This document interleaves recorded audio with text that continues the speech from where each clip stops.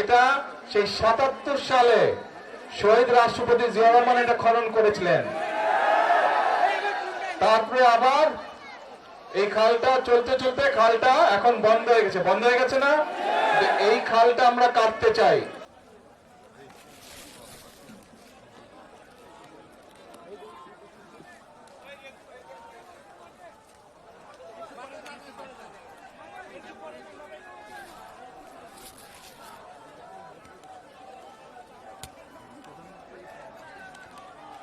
সম্মানিত প্রতিমন্ডলী, আমাদের আজকের প্রিয় নবীন প্রধানমন্ত্রী আমাদের প্রিয় নেতা ডক্টর তারেক রহমান মঞ্চে এসে উপস্থিত আছেন। হাততালি দিয়ে অভিনন্দন জানান, হাততালি দিয়ে অভিনন্দন জানান।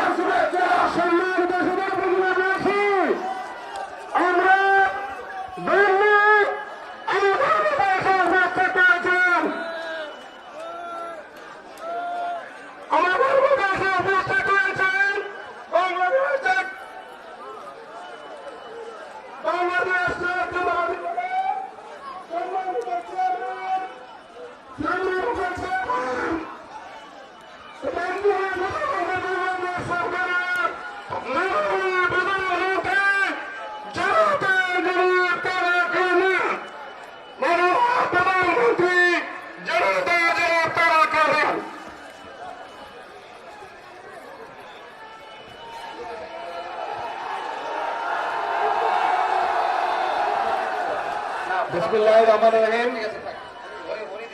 প্রিয় এলাকাবাসী, প্রিয় মুরব্বীবর্গ, প্রিয় মা বোনেরা, আসসালামু আলাইকুম। কেমন আছেন সবাই? ভালো আছেন? আলহামদুলিল্লাহ। এই যে আজকে আপনাদের এখানে আসলাম, কেন আসছি জানেন? কেন বলেন তো?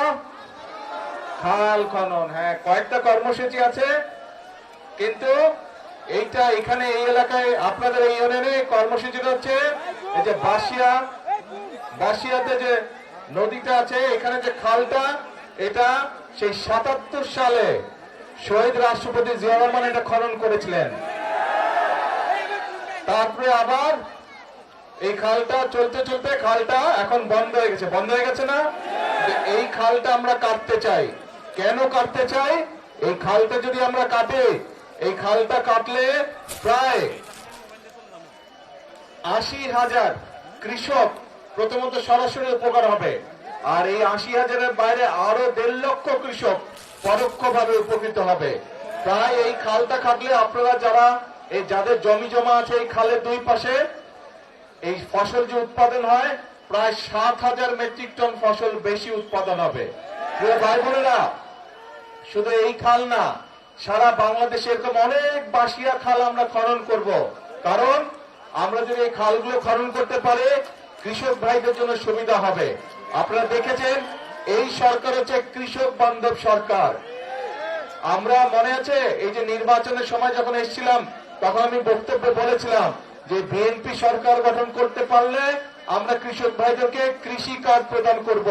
আপনারা নিশ্চয়ই সংবাদপত্রে দেখেন যে আমরা কিন্তু এর কাজ শুরু করেছি।